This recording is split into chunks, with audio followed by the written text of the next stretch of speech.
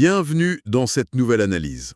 Aujourd'hui, on s'attaque à un texte qui est une véritable déclaration de guerre intellectuelle. Ah oui, on peut le dire. C'est la conception scientifique du monde, le manifeste du Cercle de Vienne, publié en 1929. Un texte fondateur. Imaginez un groupe de scientifiques, de penseurs brillants, qui décident que des siècles de philosophie sont une perte de temps. C'est un peu radical dit comme ça.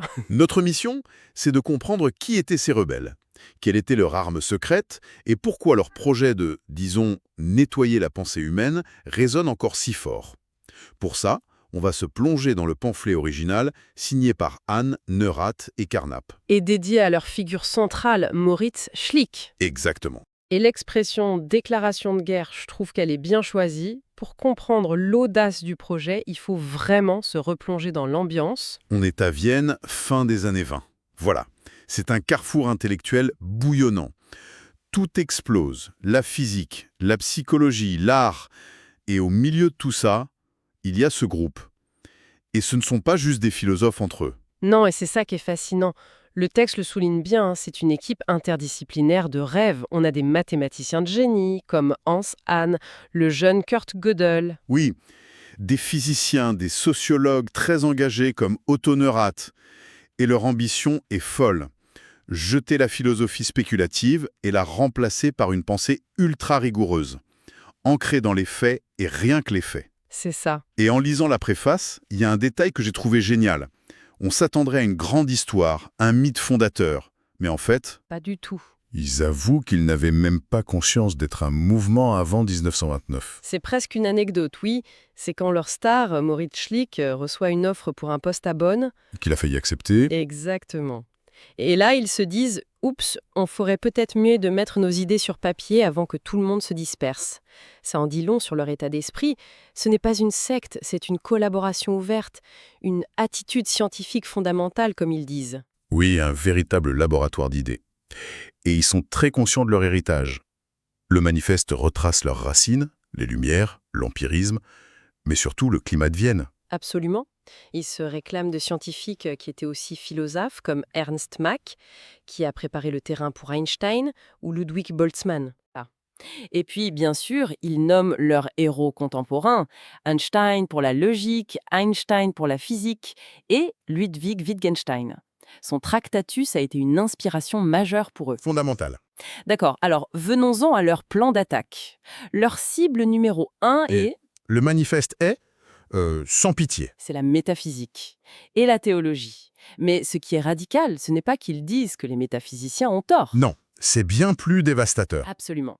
Leur grande idée, celle qui a vraiment changé la philosophie, c'est que les énoncés de la métaphysique ne sont pas faux, ils sont vides de sens. C'est une distinction cruciale. Et oui, ils ne débattent pas, ils disqualifient. Leur question, ce n'est pas « est-ce vrai ce que vous dites ?», mais plutôt Est-ce que ça veut dire quelque chose? « exactement ».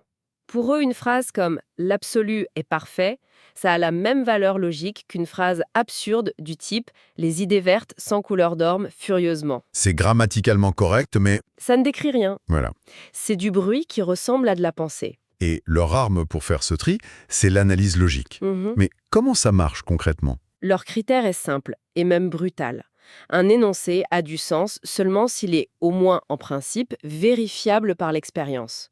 C'est le fameux critère de vérification. Oui. Si on ne peut imaginer aucune observation, aucune expérience qui pourrait confirmer ou infirmer ce qu'on dit, alors on ne dit rien. Le manifeste prend des exemples comme « il y a un Dieu ». Pour eux, on ne peut pas débattre de ça. Parce que ça ne correspond à aucun état de choses observable. C'est hors du champ de la connaissance. Ils appellent ça des simili-problèmes. Mais en disant ça, est-ce qu'ils ne jettent pas un peu le bébé avec l'eau du bain? Je pense à la poésie, à l'art, à la spiritualité. C'est juste du non-sens pour eux. Ça paraît très réducteur. C'est une excellente objection et le manifeste y répond. Ils ne sont pas des robots sans émotion. Ils disent que l'expression d'un sentiment de la vie est fondamentale. D'accord. Mais sa place, c'est dans l'art, la poésie, la musique.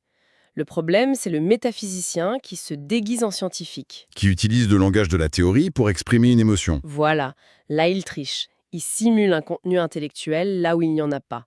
Un poète qui parle de l'angoisse de l'existence est légitime. Un philosophe qui construit un système sur le néant Pour eux, c'est un imposteur. Je vois. Une question de rester dans sa voie. Le poète exprime, le scientifique décrit. Alors, une fois la démolition faite, qu'est-ce qu'ils veulent construire? L'objectif est tout aussi ambitieux. C'est la science unitaire.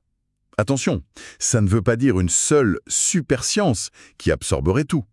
Non, pas du tout. L'idée, c'est de créer un langage commun, un système de concepts unifiés où chaque énoncé, qu'il vienne de la physique, de la psycho, de la socio, Peut être raccordé, étape par étape, à des observations empiriques de base. c'est ça.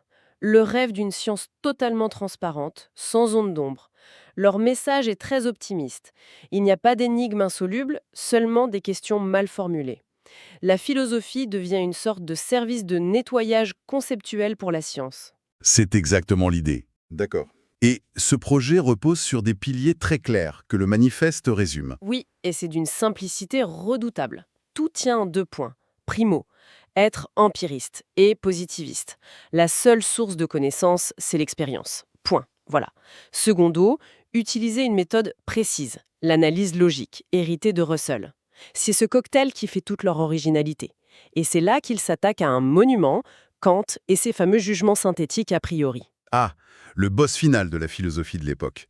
Il rejette complètement l'idée qu'on puisse avoir une connaissance du monde qui soit à la fois certaine et indépendante de l'expérience. Était nécessaire et nous apprenait quelque chose. Et le cercle dit non, c'est impossible. Pour eux, il n'y a que 2 types de phrases valides. Soit une phrase parle du monde, comme l'eau bout à 100 degrés, et là, elle est a posteriori, elle doit être vérifiée par l'expérience, soit elle est vraie de manière logique, comme tous les célibataires ne sont pas mariés. Et dans ce cas, c'est une tautologie. Elle ne nous apprend rien sur le monde, elle ne fait que déplier le sens des mots. Attendez, une tautologie. Ils disent que les mathématiques sont une vaste tautologie. C'est presque une insulte, non. Ça veut dire que 2 plus 2 égale 4 ne nous apprend rien de réel. C'est exactement ça, et c'est un point absolument clé. Pour eux, 2 plus 2 égale 4 ne nous apprend rien de nouveau sur le monde. La vérité de la phrase est déjà contenue dans la définition des symboles. C'est une vérité de langage, pas une découverte sur la réalité. Voilà. C'est un outil très puissant pour structurer nos observations, mais ce n'est pas une fenêtre sur une réalité mathématique cachée. D'accord. Je vois comment ce rasoir logique fonctionne sur la philosophie, mais comment l'applique-t-il aux sciences dures comme la physique? Il n'allait quand même pas dire à Einstein comment purifier ses concepts. Eh bien si, c'est exactement leur projet. Ils admiraient Einstein, mais ils pensaient que même la physique était encombrée de vieux concepts métaphysiques. Par exemple. La causalité. Pendant des siècles, on a vu la cause comme une sorte de connexion nécessaire, un pouvoir mystérieux. Le cercle dit « Oubliez ça. La causalité, c'est juste une relation fonctionnelle, une régularité. Quand A se produit, B suit. On le décrit avec une équation, mais il n'y a pas de colle cosmique à découvrir. C'est un grand nettoyage. Et pour la géométrie, j'imagine que c'est encore plus radical. Celle qu'on apprend à l'école, ce n'est pas la vérité sur l'espace pour eux. Précisément. Ils font une distinction capitale, très influencée par la relativité. D'un côté, il y a la géométrie mathématique pure, un jeu d'axiomes. Un système formel. Voilà, on peut inventer toutes les géométries qu'on veut. De l'autre, il y a la géométrie physique. Quelle est la structure de l'espace réel? Et pour ça, la réponse vient de l'expérience, des mesures. La physique décide. La géométrie devient une science empirique. Comme une autre. C'est un grand basculement. Ça se tient pour les sciences dures, mais ils étendent ça à la biologie et la psychologie. Là, ça doit devenir plus controversé. Oui, ils rejettent violemment ce qu'on appelle le vitalisme. Cette idée d'une force vitale non physique qui animerait le vivant. Pour eux, c'est de la métaphysique pure. C'est ça, c'est dire la vie c'est magique, la science ne peut pas l'expliquer. Ils refusent par principe qu'une partie du réel puisse échapper aux lois physiques. Et en psychologie, même chose. Même chose. Le langage de l'âme, de la conscience, tout ça leur paraît trop métaphysique. Ils regardent avec grand intérêt le behaviorisme, qui se contente d'étudier les comportements observables. Et enfin, les sciences sociales. Fini les grands concepts comme l'esprit du peuple. Exactement. Fini le Volksgeist. Le manifeste est très clair. Une science sociale doit parler d'objets concrets. Je cite de mémoire. Les hommes, les choses et leurs arrangements. Ils cherchent des régularités observables dans les comportements. Oui, et il cite des penseurs aussi différents que Marx, Auguste Comte ou Adam Smith, comme des précurseurs de cette approche matérialiste. C'est là qu'on comprend que leur projet n'est pas juste académique. C'est vraiment une conception pour la vie.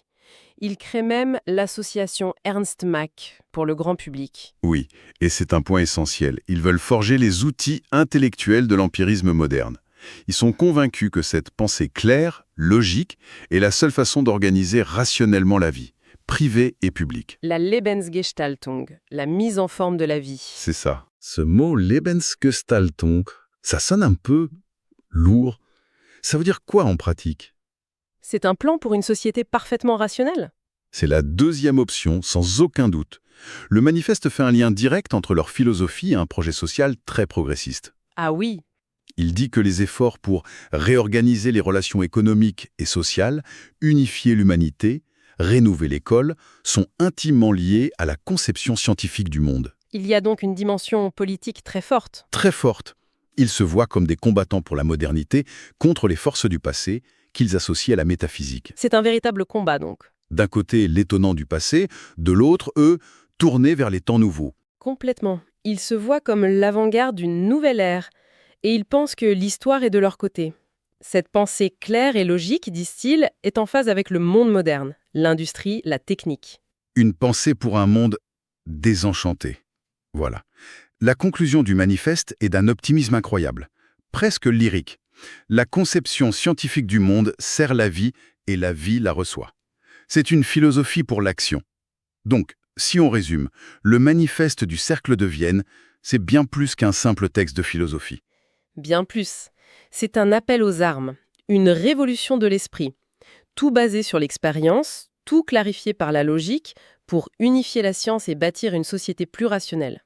C'est exactement ça, et leur héritage est colossal, même si le positivisme logique a été très critiqué par la suite. Souvent par ses propres membres d'ailleurs. Oui, mais cette exigence de rigueur, de clarté, ce besoin de distinguer ce qui est de la science et ce qui n'en est pas, ça a infusé toute la pensée du XXe siècle. Ils ont changé les règles du jeu. Le texte se termine d'ailleurs sur une note lucide. Ils savent que leur projet va rencontrer de durs combats et l'hostilité. Mais ils sont convaincus que cet esprit scientifique va continuer de pénétrer les formes de vie privée et publique. Ce qui nous laisse avec une question vertigineuse, presque un siècle plus tard. Dans notre monde saturé d'infox, de théories du complot, de discours qui prétendent tous à la vérité, est-ce que cet appel du Cercle de Vienne à une hygiène mentale stricte, à une analyse logique, est un guide plus essentiel que jamais? Ou est-ce que cette vision, en voulant tout réduire à ce qui est vérifiable, est finalement trop austère, trop froide et risque de nous faire passer à côté de dimensions essentielles de l'expérience humaine?